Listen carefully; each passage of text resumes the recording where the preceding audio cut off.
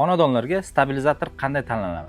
Avvalambor uyingizdagi jami bitovoy texnikalaringizni tok kilovat kuchini o'lchab chiqasiz. Agar tok kilovat kuchi 15 kilovat chiqadigan bo'lsa, 20 kilovat. Agar 10 kilovat bo'ladigan bo'lsa, 5 kilovat. Har doim 5 kilovat, 6-7 kilovat zapasi bilan xarid qiling. Chunki tok напряжение juda ham pasayib ketishi mumkin.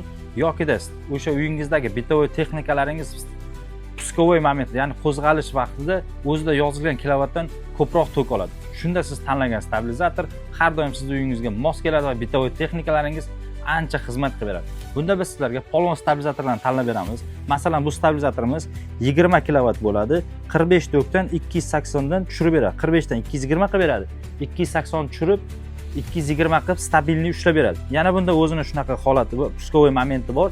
200 daqiqadan 5 daqiqagacha stabilizatorni sanab o'zi avtomatik yonadi. Bu nimaga?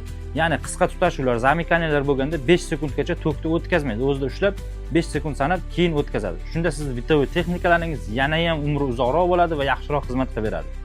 Videoni oxirigacha ko'rgan bo'lsangiz like bosib qo'ying hamda buni uyda bitovoy texnikasi ko'p buziladigan do'stingizga jo'natib qo'yishingiz sizdan chiqmasin.